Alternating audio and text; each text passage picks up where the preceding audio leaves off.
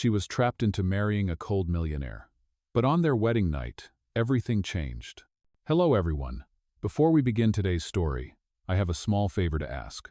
Please hit subscribe and turn on the notification bell so you never miss our channel's new videos. It is quick, free, and the best way to support us in bringing you more dramatic stories. Your support means the world to us. Where are you watching from? Drop your city or country in the comments below. Thank you very much. Now let us return to our main character. The cathedral bells tolled as golden light poured through stained glass windows, painting the marble floor in fractured colors.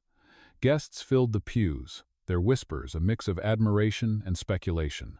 To them, this day was a spectacle. To Emily, it was a sentence. She walked slowly down the aisle in a gown of white lace, each step heavy with dread. The pearls on her veil sparkled beneath the chandeliers, but to her they felt like chains.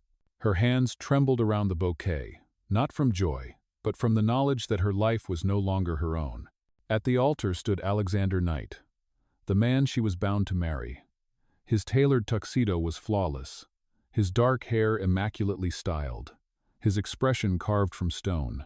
He looked every bit the powerful millionaire that society revered, but in his eyes there was no warmth, no welcome. He did not see a bride. He saw a contract. The priest's voice echoed through the vast cathedral, speaking of love, honor, and devotion. Yet those words felt cruelly out of place. Emily's lips moved when prompted, whispering, "I do," though her voice cracked under the weight of the lie. Applause erupted from the guests, but she felt only emptiness. Alexander took her hand with precise formality, his touch cool and impersonal. When he leaned in for the kiss, his lips brushed hers briefly, a gesture performed not for love but for appearances. The cameras flashed, capturing a moment that the world would believe was a fairy tale. Only Emily knew it was a cage. As the ceremony ended and the newlyweds walked down the aisle, the whispers continued. Some admired her beauty, others mocked her origins. She heard the faint hiss of envy and disdain. She was nothing, and now she is Mrs. Knight. Their words pierced deeper than any blade, reminding her of the cruel truth. This marriage was not her choice. It was the price of survival. In the limousine that carried them away, silence filled the air like a heavy fog. Emily sat with her hands folded in her lap, staring out at the city streets, blurring past. The skyscrapers rose tall and indifferent, symbols of a world that did not care for her pain. Beside her, Alexander sat rigid, his gaze fixed forward, his presence commanding but distant. The car slowed as iron gates opened to reveal the Knight mansion. The estate rose like a fortress of glass and stone, magnificent yet foreboding. Emily stepped inside and was greeted by grand marble staircases, towering chandeliers, and walls adorned with priceless art. It was a palace, but to her it felt like a prison. Her heart whispered that her life had ended the moment she said, "I do." She was no longer a daughter, no longer a dreamer, no longer free. She was a wife in name, bound by chains she had not forged. But what Emily did not know was that fate had its own design. On this very wedding night, beneath the cold stare of her new husband and the shadows of the mansion, something unexpected was waiting, something that would shatter her despair and change everything. The grand mansion was quiet that night, the kind of silence that seemed to press down on every surface. Emily stood in the bridal suite, her gown heavy and suffocating against her skin. She looked at her reflection in the tall mirror framed in gold, but the woman staring back at her felt like a stranger. She saw the lace, the jewels, the elegance of a millionaire's bride, but behind her eyes was only fear. The door opened. Alexander entered, his movements controlled, deliberate, as if he carried the weight of power in every step. He had removed his jacket, his tie loosened just enough to suggest the day's strain, yet his posture remained rigid. His expression was unreadable, a mask of ice. Emily turned slowly to face him. Her voice broke the silence, though it trembled. "Why me? Out of all the women in this city, why trap me into this?" His eyes fixed on her, cool and unyielding. "Because you understand sacrifice," he answered. "And because you had no choice. That made you the perfect bride." Oh, the words cut deeper than she expected. Perfect bride? No. She was nothing more than a pawn in a game of power. Her anger sparked, stronger than her fear. You call this saving me? My family may no longer face ruin, but what about me? I am bound to you like property. Do you even see me as a person? For a moment, Alexander's mask faltered. His jaw tightened, his eyes flickered with something raw, something human. And do you think I am free? His voice dropped, low and sharp. This marriage is as much my cage as it is yours. Emily froze. She had not expected honesty, not from him. For a second, she saw the faint crack in his armor. But then it vanished as quickly as it appeared. He turned away, removing his cufflinks, placing them neatly on the nightstand. The silence grew heavier. She felt trapped, not only in the mansion, but in this strange limbo between truth and lies. She wanted to scream, to demand answers, to tear away the facade. Instead, she sank down onto the edge of the bed, her gown pooling around her, her body trembling with exhaustion. Alexander glanced back at her, his face once again cold and composed. You should rest. Tomorrow the world will watch us. Appearances matter. Appearances. That was all she was to him, a role to play, a mask to wear, a contract to uphold. When he left the room, the door closing with a soft click, Emily finally let the tears fall. She pressed her face into her hands, her heart pounding with the weight of despair. Outside, the mansion stood like a fortress, its glowing windows reflecting power and prestige. Inside, she felt like a prisoner with no way out. Yet as she lay awake beneath the heavy canopy of the bed, a thought whispered in her heart. If she was truly trapped, then she would not be crushed quietly. She would endure, and she would fight to keep her soul intact. This was not love. This was survival. But perhaps, in the cracks of survival, something else might one day grow. The first morning in the night mansion began not with warmth but with routine. Emily awoke to the soft rustle of maids pulling open the heavy curtains, letting sunlight flood across the vast bedroom. The golden light glimmered on the marble floors and the carved ceiling, but none of it touched her heart. She sat upright in the enormous bed, feeling small against the towering headboard, a stranger in a palace that was never meant to be hers. Downstairs, breakfast was laid out in a dining room, large enough to host an army. A long oak table stretched endlessly, set with silver cutlery and porcelain plates. Emily sat at one end, her hands wrapped around a delicate cup of coffee.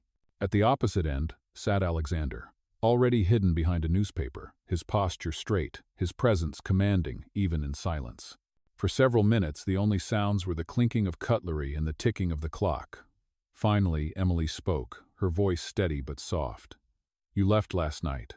Alexander did not lower the paper. I had work. Her fingers tightened around the cup. Work, she repeated quietly, the word tasting bitter. She lifted her gaze to him, her expression controlled, but her eyes burning. Of course, business before everything, even before your wife. That made him glance up at her, his gray eyes sharp. Do not confuse this with something it is not. You are here to play your role, and in return your family is safe. That was the deal. The words hit her like a blade. She swallowed hard, setting the cup down with care. The porcelain clink echoed across the cavernous room, louder than her voice could ever be. Days slipped into weeks, and a rhythm settled in. Emily became a fixture at Alexander's side in public, the flawless wife to the flawless millionaire. She attended charity events, press dinners, and endless social galas, always dressed in gowns chosen for her, always smiling for the cameras. The world saw a fairy tale. She lived a script, but behind the stage lights, she clung to herself. At night, she found refuge in the library, her sketchbook resting on her knees. Her pencil danced across the paper, sketching not mansions or gowns, but cottages with gardens. Families gathered around wooden tables, children chasing each other in the grass. Her drawings were her rebellion, reminders of the life she once dreamed of before she was trapped. Sometimes, as she sketched by the firelight, she felt his presence. Alexander would linger at the doorway, his tie loosened, his gaze unreadable. He never spoke, never entered, only stood there for a moment before retreating back into the shadows. The staff began to whisper. She is not like the others, they said. She carries herself with dignity, even when he ignores her. Their words reached Alexander, though he pretended not to care. Yet something inside him stirred each time he heard them. Still, the distance remained. The mansion was filled with light, but between them stretched a darkness neither dared to cross. Emily lay awake at night, staring at the painted ceiling, reminding herself that she must endure. She must be strong, not for the love she did not have, but for the dignity she refused to lose. In the silence of that vast house, she whispered to herself, "This is not forever. I will not let this break me." And though her voice was quiet, it carried the strength of a woman determined to survive her gilded cage. Autumn came, and with it the city shifted into shades of gold and amber. The night mansion prepared for yet another season of social obligations. One evening, Alexander and Emily attended a charity gala held within the glittering hall of the estate. The chandeliers glowed with thousands of crystals, their light cascading across gowns and tuxedos, laughter and whispered gossip filling the air. Emily moved gracefully through the crowd, a silver gown flowing around her like moonlight. Cameras flashed as guests praised her elegance. She wore the practiced smile of a perfect wife, but inside her chest her heart was heavy. Every word of flattery felt hollow, every glance a reminder that she was here, not by choice but by circumstance. Then came the sting. A wealthy matron, jeweled hands clutching a glass of champagne, leaned close with a smile too sharp to be kind. "You do look radiant tonight, my dear," the woman said, her voice dripping with false sweetness. "For someone from such humble beginnings, you must find all of this overwhelming." Emily froze, the words sliced through her composure. Around her, whispers rippled, eyes turned, waiting for her reaction. Her lips parted, but no words came. Before silence could humiliate her, Alexander's voice cut across the room. "She stands here with more dignity than money could ever buy," he said firmly, his tone commanding enough to silence the crowd. His hand rested at the small of Emily's back, steady and protective. "That is something some of you in this room would never understand." The matron flushed crimson. Guests shifted uncomfortably, some averting their eyes, others whispering in shock. Emily stood still, her pulse racing. For the first time, Alexander had broken his cold silence, stepping out from behind his mask to defend her. Later that night, as the limousine carried them back through the glittering streets, the silence between them was no longer empty. Emily stared at the passing city lights, her thoughts tangled. Why had he done that? Was it simply for appearances, or was there something more? Back at the mansion, she retreated to the library. Her sketchbook opened before her. The pencil trembled in her hand as she tried to draw, but her mind replayed his words again and again. She looked up when she felt him at the doorway. Alexander stood there, his tie loosened, his expression unreadable but softer than usual. "You did not have to do that tonight," she said quietly. "Yes," he replied, his voice steady. "I did." She searched his face for mockery, and found none. Instead, she saw something fleeting, something real, before he turned and left her once more. Over the following days, small cracks appeared in his mask. Emily noticed how he placed his coat over her shoulders when the evening air grew cold, how he remembered her preference for tea instead of coffee, how her sketchbook supplies were replaced before she ever asked.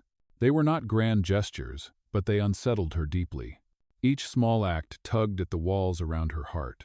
She wanted to resist, to remind herself that this was only a contract. But part of her longed to believe otherwise. One evening, as rain whispered against the windows, Emily laughed softly at a passing remark from one of the staff. The sound startled her. It had been weeks since laughter escaped her lips. She turned to find Alexander watching her, his eyes softened, his mask slipping once more. The warmth in his gaze was fleeting, but it shook her. For the first time, Emily felt the possibility that the man behind the cold exterior might not be entirely made of ice. Winter crept into the city, covering the streets with frost and leaving the air sharp with cold. Inside the vast halls of the night mansion, Emily felt the chill even more deeply. She moved through the endless corridors, her footsteps echoing against marble floors, her breath faint in the cavernous rooms. The grandeur around her could not silence the war within her heart. Every gesture from Alexander lingered in her mind. The coat placed over her shoulders, the defense at the gala, the quiet way he remembered her small preferences, each act threatened to unravel the walls she had built. She told herself they were accidents, nothing more than politeness or calculation.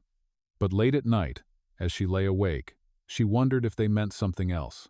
In the library, she sat by the fire, her sketchbook open on her lap. Tonight she did not draw gowns or jewels, but a small cottage surrounded by wildflowers, a place where warmth and love could exist. Her hand trembled as she shaded the lines, her heart aching with longing. The door opened. She glanced up to see Alexander standing there, framed by the glow of the fireplace. His jacket was gone, his sleeves rolled, his expression softer than usual. "You draw when you are troubled," he said. Emily closed the book gently, her eyes meeting his. "It helps me remember who I am." He stepped closer, his gaze steady. "You are stronger than you think." Her throat tightened. She wanted to believe his words, but doubt gnawed at her. "Strength does not chase away fear," she whispered. "Fear of losing myself in this arrangement." For a moment, something flickered in his eyes, something unguarded. His voice dropped, almost too quiet to hear. "You are not the only one who fears that." Her heart skipped. It was the closest he had ever come to exposing his own vulnerability. Yet before she could respond, his mask returned. He nodded once and left the room, the door closing softly behind him.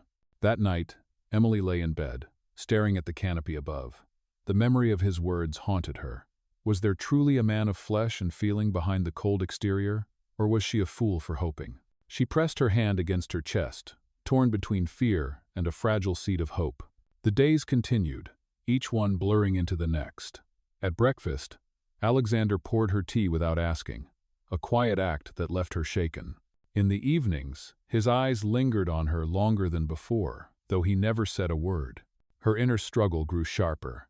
She longed to believe in him, to see the cracks in his armor as proof of something real. But she feared the fall if it was all an illusion.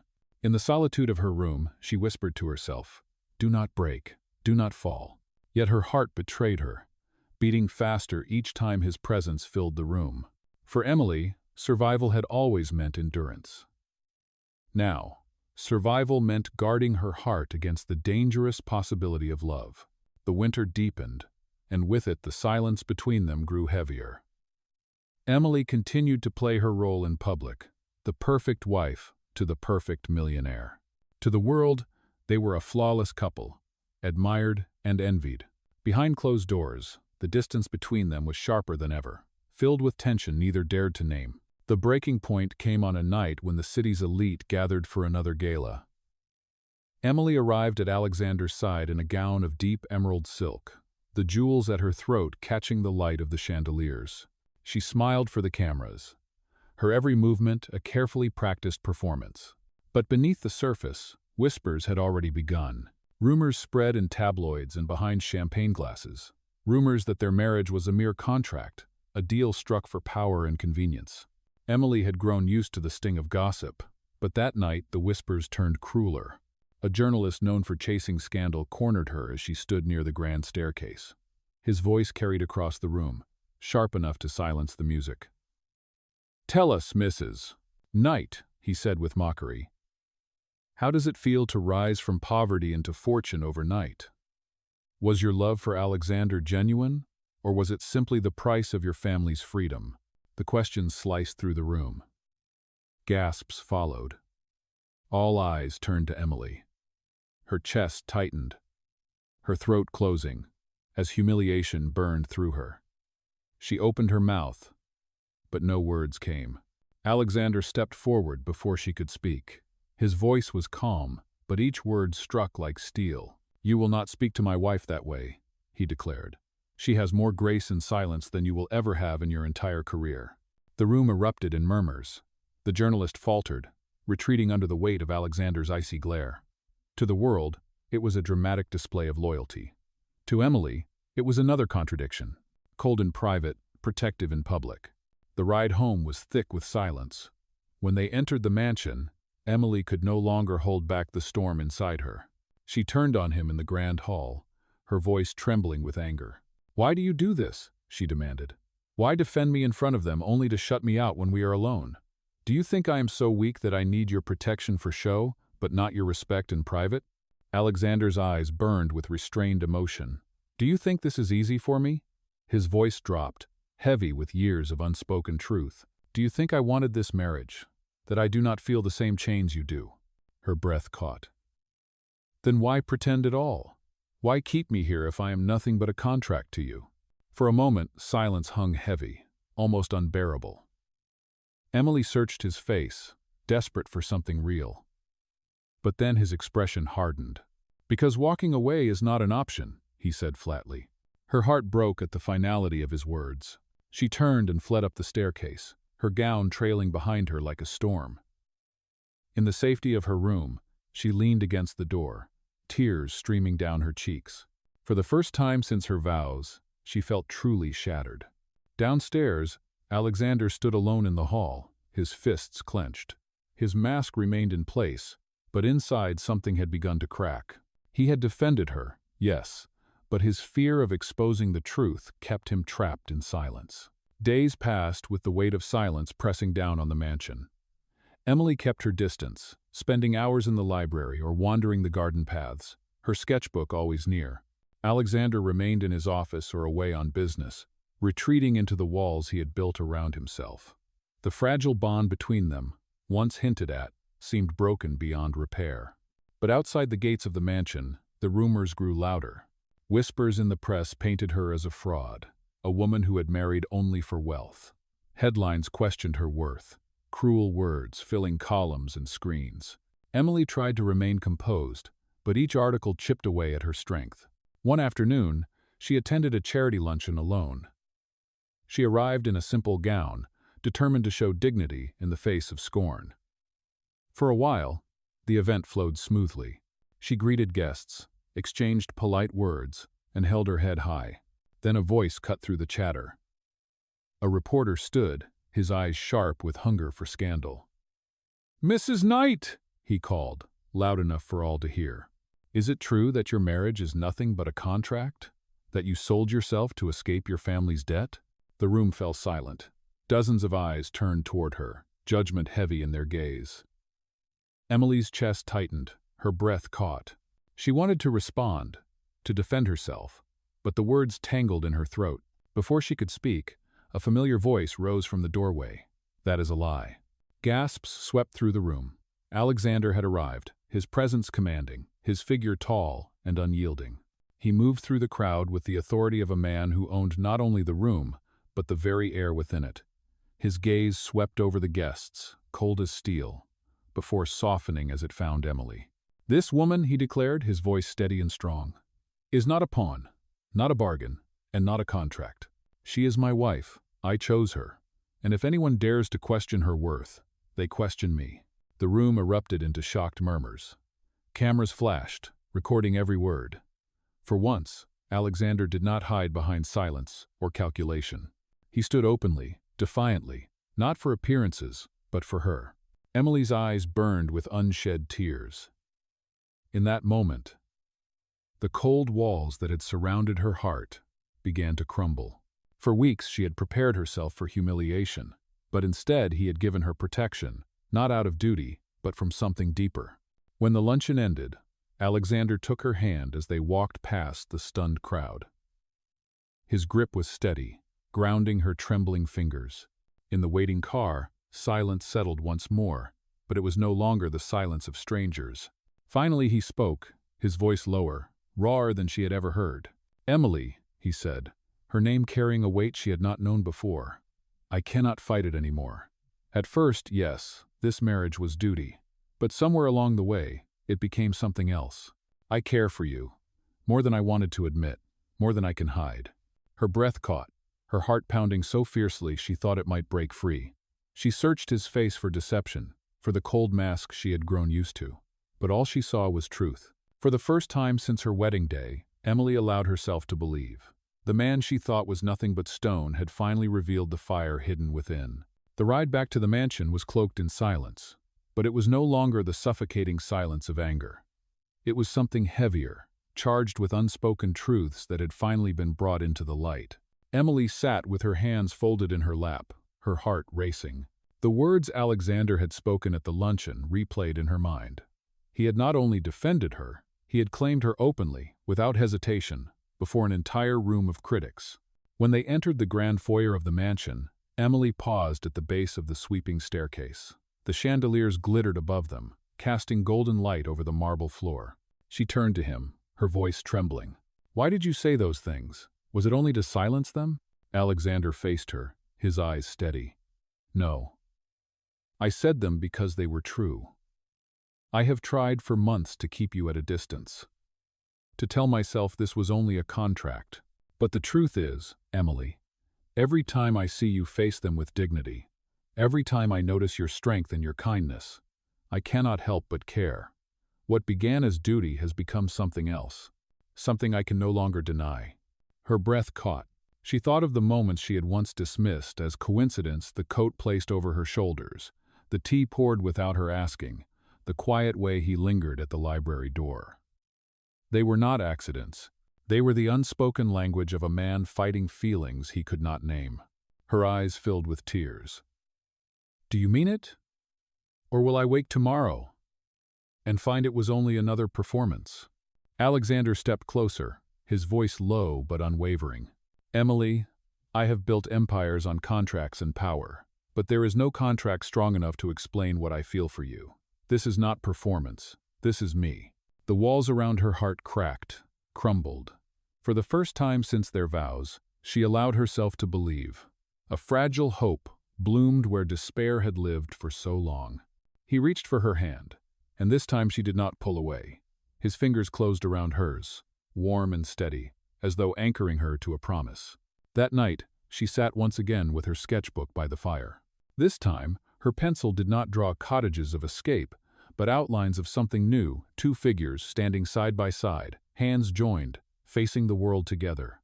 Alexander entered quietly, but instead of retreating to the shadows, he crossed the room and sat beside her. For a long time, they said nothing. The fire crackled, the wind whispered against the windows, and their hands rested together on the edge of her sketchbook. It was not grand or dramatic, but it was real. Emily turned her face toward him. The warmth in his eyes, no longer hidden, told her everything she needed to know. She was no longer just a contract. She was his choice. And though the world outside still doubted, within the walls of the mansion, a new truth had begun to take root, fragile but unshakable. Spring arrived, melting away the cold grip of winter. The city seemed reborn beneath clear skies and blossoms of color, and within the night mansion, change stirred as well. For the first time since her wedding day, Emily walked through the vast halls without feeling chains on her soul. The walls that once felt like a prison now echoed with possibility. She was no longer only a contract bride.